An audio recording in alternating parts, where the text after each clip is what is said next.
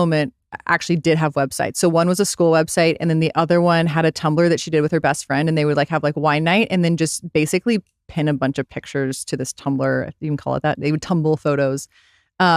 And so I went to both of them first, and I was like, okay, here's what I'm doing. It is working. I'm making money. Like, if you are talking about products or showing things people can buy, if you'll just tell your audience that like this is a pair of Citizens for Humanity jeans, and actually like link that using our tools, then if people buy things, like you'll make money as well.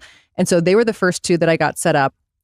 I remember I wanted one of them specifically, I thought had like great taste and was like really working hard at it. And I remember going on and actually buying a pair of white jeans from her because I was like, I wanted her to see that it can, like actually work. And it did. And she was like so excited. The next batch of people. So one was I went to what was called IFB. So independent fashion bloggers, like back in the day. I don't know if you ever went to those conferences. So I went to this before, like this was maybe early 2011. So before we like actually launched. And I was like, I want to figure out how these girls are making money. I had no blogger friends. I went to New York by myself and went to this conference. And when people would come off stage, I would just run up to them and be like, hi, I'm Amber. I live in Texas. I'm not your competition. Like, will you tell me how you make money? And I remember talking to Leandra, Man Repeller, and she was like, well, I get free clothes and I get invited to parties. And I was like, so you don't make money? I was like, you were on stage. How did you get on stage? And that was pretty much everyone's story. Is like everyone either was living at home or had some other job, and this was a passion project for them. And so I remember coming back home and telling Baxter, none of those New York girls make money either. And so that kind of like it helped us along our path of like, well, there is probably a real need for this. So Leandra was actually one of my first phone calls. And she was huge at the time. Huge at the time. She was one of the biggest. That's like one of the biggest bloggers. Just to give Michael context, if you don't know who that is. I know of the Man Repeller. Yeah, yeah. So I called Leandra from that same game room upstairs, and I was like, "Hey, you remember how you how's it going? Are you still living at home?" "Yep, still living at home." And I was like, "So I started this thing to help people make money. Like, you talk about all this stuff. If you'll use these links, you can, just do what you're already doing. But if we have a link for it, then you can use that and you can make money and we'll get you paid and we track it and send it to you and all that." And she was like, "Okay, I'll try it." And then she started making money and she called back and she was like, "Can I tell some of my friends about this?" I was like, "Yeah." And so then all of a sudden you have La Fashion, who was running content for Who What Wear, and then Glamour I was big, and they're all referring each other because everyone was doing it as a hobbyist, but how exciting to actually have money to buy the things that you're talking about, step one, and then get to move out of your apartment, step three. So it was really first kind of the network that I had met, and then we started going after just bloggers that I followed online. And I remember one of them specifically, she had I think she used a blog spot, but she basically would just post photos of herself in outfits. And it was clothes that you could never track down. I mean, this is before Google Lens. This is before anything of, being able to find what someone's wearing. Is this Fashion Toast? Well, I don't want to say who it is because the rest of the story I'm going to tell you. But, okay. No, but when I finally did track her down, because she had no information, no text, no anything on this website. So when I finally did track her down and got her on the call, I was like, I think that people want to buy what you're wearing. Every day you're posting outfits. And she was like, this is just what I love. I'm just doing it. No one's here to buy things. And so I told her, I was like, just link that one dress and it see how it goes. And this was on a Friday afternoon because she had a full-time job. Because people couldn't find the dress at the time. Right. Yeah. She wasn't even saying where she got it, a brand, anything. It was literally just the name of the blog at the top and just a series of photos down the page. And so I was like, just tell people what you're wearing and then link the ones that you can. And so that was on a Friday night. By the next morning, I remember we were sitting at Sonic, Baxter and I look up to see how it's doing. And she sold 83 of this dress. And I called her. I was like, you're not going to believe it. People are actually shopping. You sold 83 of these. And she is still today one of the largest influencers in the world. But those were some of, the early days. When it started to really gain momentum, is there creators that you can call out that have just took it by storm and really did a great job where you guys were like, holy shit, this is going to be a massive business? It was never a single creator. It was honestly everyone was so excited because we were all making money and then started making material money. And then people's parents started to get excited and read their blogs and their dads were suddenly interested because it was whoa, this is actually real money. This isn't a joke. And it makes sense. You're giving a service to your audience and you're getting to do what you love. So, I mean, I used to actually serve on the Dallas Fed as an advisor. And I think what was interesting about them inviting me and the way they introduced me to the audience was Amber's employing a group of people that might not otherwise have had jobs or be contributing to the economy. And I was like, that was, several years ago they said that. I think people understand the creator economy now, and there's true entrepreneurs that like start out like, I am going to make it as a creator. But at the time, I think it was very true, where this was passionate people who were spending their discretionary time sharing what they loved with their community. And it was starting to make, a meaningful impact on the economy. Yeah, what's so interesting is like people now pursue this as a career path, and they understand, and we'll go and speak, and I'm sure you've spoken, a lot of people speak at schools as this like as a occupation to pursue. But the timeline and why I'm so interested in it, it doesn't seem that long ago, but it was for, it feels like a long time ago.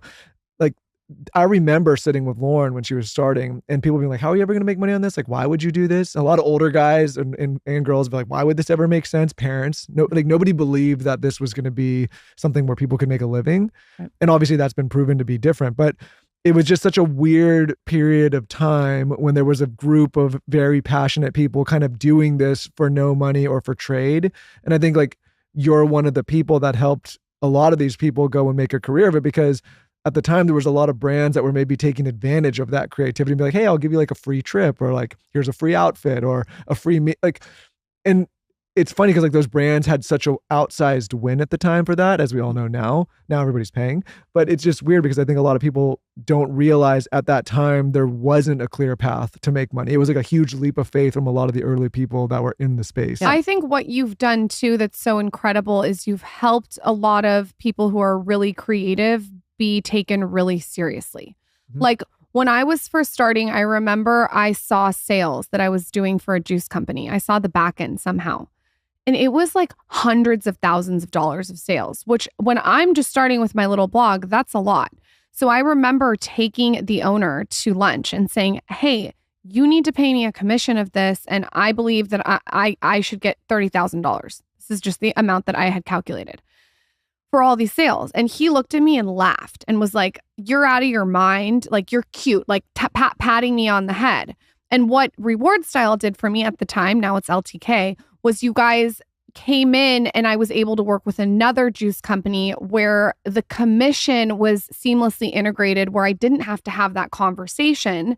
And the brand, it was a win for me, a win for them, and a win for the audience, because they were able to shop and support what I was doing. So it really helped like me when I was just starting out really be taken seriously, legitimized. Which was which was really cool. And you have to remember, that's incredible. And I love that that's actually, I think so many people who were working back then will just be like nodding their head as they listen to this, because of like the status quo was, well, first of all, blogger wasn't even part of the dictionary till 2017. So no, it was not part of common vernacular. When I talked about like Shop Up and Net-a-Porter being the only online sellers, like they truly were. Like people came online after that. It was like we actually helped Vogue.com launch. So just to give you a sense, like we were that far in, and then our team like swarmed and helped them. Like we literally went to New York and like helped. And by the way, they had someone who was previously an intern launch this website. People didn't take digital seriously at all. They didn't take social seriously. And so like when we talk about like the word affiliates, retailers weren't selling online yet. And so the fashion space was definitely not using any sort of like marketing technology at all. And so first step was like getting them to actually sell things online. And then second step was like trying to track down, because pre-LinkedIn, like who in this company is maybe responsible for it. And I remember going to a major retailer who had launched their online, and I finally got a meeting. I'm sure it was some sort of pity something from somebody, and sat in the room with her and explained that we could at least drive traffic, if not sales. And she was like, look, I work with celebrities and models, and if I started cutting checks to people who take pictures of themselves in mirrors and alleys and in front of garage doors, which was very common at the time, and such like a rude diss in a way. Oh yeah, she was like, I would lose my job. I mean, that was the conversation. Like, and then if you remember, like even over the years, there was a whole movement of like bloggers from Fashion Week. I don't know if you remember that whole like, truly, it was like across traditional media, like we're going to ban them from Fashion Week. And it was a pejorative word. I mean, there were many years where I've always been a champion of creators. You'll see like, you'll hit some passion points and I really go off about this type of stuff. But I still think creators are undervalued. I'm like working to solve all those problems. But I did spend probably too much time even trying to create partnerships with legacy industry to try and prove out the value of creators or to like legitimize creators. And then I finally gave up on it because like, well, they don't want us to succeed. They don't understand. We're maybe taking jobs. We're like actually turning this whole industry like upside down. We're reinventing retail. Like it's not going to be their shtick. And it didn't matter because what we're doing is cultural. Like it didn't need the approval of any magazine editor or any like leader of of an association. It was like, it, was this almost like kind of silent thing that happened. And then it just took over. You know, what's interesting though, and you'll probably be passionate about this. For the longest time, I think many of us were trying to convince a lot of people from that world to take this world seriously. And I was in a conversation the other day, I won't say, I got to be careful how I say this, with someone, but I basically asked this firm